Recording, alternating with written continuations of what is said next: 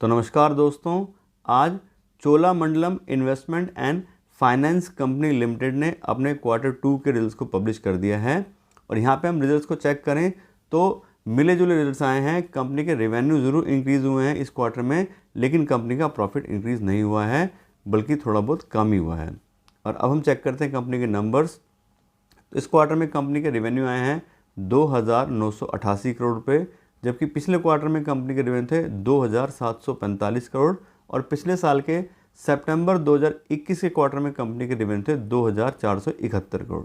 यहाँ देखें तो क्वार्टर बेस पे कंपनी का रेवेन्यू 9% से बढ़ा है और ईयर ऑन ईयर बेस पे कंपनी का रेवेन्यू 21% से बढ़ा है। तो रेवेन्यू के मामले में कंपनी ने दोनों ही पैरामीटर पे ग्रोथ दिखाई है। उसके बाद बात करें कंपनी की नेट इंटरेस्ट इनकम की, तो इस क्वार्टर में कंपनी की नेट इंटरेस्ट इनकम आ रही है 1,648 करोड़ रुपये, जबकि पिछले क्वार्टर में 1,614 करोड़ थी और पिछले साल के सितंबर 2021 के क्वार्टर में कंपनी की नेट इंटरेस्ट इनकम 1,393 करोड़ थी। और इसको भी चेक करें तो यहाँ पे भी दोनों पैरामीटर में ग्रोथ है। क्वार्टर बेस पे कंपनी की नेट इंटरेस्ट इनकम 2% से बढ़ी है और ईयर ऑन ईयर बेस पे 18% से बढ़ी है। इसके बाद बात करें नेट प्रॉफिट की, तो नेट प्रॉफिट यहाँ पे इस क्वार्टर में कंपनी का कम हुआ है। सितंबर 2022 का जो क्वार्टर गया है, इसमें कंपनी का नेट प्रॉफिट आया 563 करोड़ रुपये का, जबकि पिछले यानी कि जून 2022 के क्वार्टर में कंपनी का नेट प्रॉफिट 566 करोड़ था और पिछले साल के सितंबर 2021 के क्वार्टर में कंपनी का नेट प्रॉफिट 6,007 करोड़ था। और यहाँ देखें तो क्वार्टर बेस पे कंपनी का नेट प्रॉफिट 1% से कम हुआ है और ईयर ऑन ईयर बेस पे कंपनी का नेट प्रॉफिट 7% से कम हुआ है। ऐसे ही हम चेक करें कंपनी का अर्निंग पर शेयर, तो इस क्वार्टर में कंपनी का अर्निंग पर शेयर आ रहा है 6.86 रुपये का, जबकि पिछले क्वार्टर में 6.89 था और पिछले साल के सितंबर 2021 क्वार्टर में कंपनी का अर्निंग पर शेयर 7.39 था। यहाँ पर देखें तो क्वार्टर बेस पे लगभग सेम से अर्निंग पर शेयर है, लेकिन ईयर ऑन ईयर बेस पे इसमें भी सेम नेट प्रॉफिट में 7% गिरावट आई है। तो ऐसे हमने बात की थी कि कंपनी के रेवेन्यू जरूर इंक्रीज़ हुए हैं, लेकिन कंपनी का प्रॉफिट इंक्रीज़ नहीं हुआ है, बल्कि कम ही हो गया थोड़ा सा। इसके बात करें कंपनी के एनपीएस के बारे में, तो इस क्वार्टर में कंपनी का ग्रॉस एनपीए आ रहा है 5.8% का, जबकि पिछले क्वार्टर में 6.3% था और पिछले साल के सितंबर 2021 क्वार्टर में कंपनी का एनपीए 6.2% का था।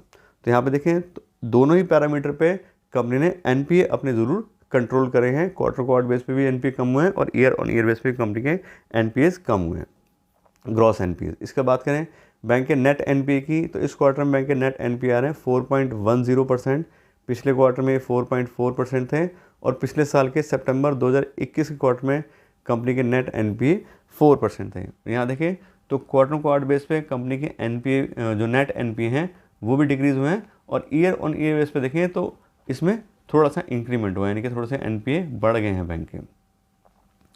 और अब अगर बात करें कंपनी के शेयर प्राइस की और साथ साथ कंपनी की वैल्यूएशन की और हमें इन रिजल्ट से क्या डिसीजन लेना चाहिए अपने इन्वेस्टमेंट के बारे में इस कंपनी में, तो सबसे पहले प्राइस चेक करते हैं कंपनी का। तो आज की डेट का कंपनी का जो शेयर प्राइस है वो आ रहा है 710 रुपये पर शेयर और कंपनी का प्राइस बाय अर्निंग रेशो आ रहा है 25 का।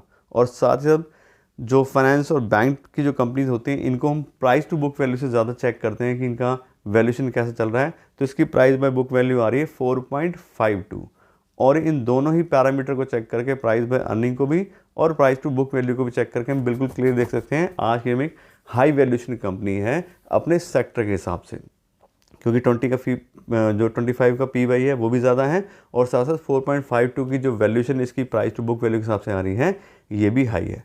तो अगर आपने ऑलरेडी इस कंपनी इन्वेस्ट किया है तो आप देख ही रहे हो कंपनी की प्राइस ऑलरेडी हाई चल रही है। तो अगर हमें रिक्वायरमेंट नहीं है पैसे की तो हमें नहीं निकलना चाहिए, क्योंकि प्राइस ऑलरेडी हाई चल रहा है। अगर आपको कोई ज़रूरत है तो आप निकाल सकते हो, अदरवाइज अगर आप लॉन्ग टर्म इन्वेस्टर हो तो आपको अपना पैसा बिल्कुल होल्ड करना चाहिए। कंपनी अच्छा जो है प्राइस हमें ऑफर कर ही रही है। उसके अलावा जब बात है नए पैसे की, तो उसके लिए मेरे हिसाब से अभी थोड़ा रुकना चाहिए, क्योंकि अगर प्राइस हाई है और हम हाई प्राइस पे खरीदेंगे तो मे बी कल को प्राइस लो हो जाए तो हमें उसमें लॉस होने के चांसेस हो जाते हैं। तो हमेशा लो प्राइस पे हमें खरीदने की कोशिश करनी चाहिए। तो इस हिसाब से आज के लिए इतना ही रखते हैं। Thank you so much.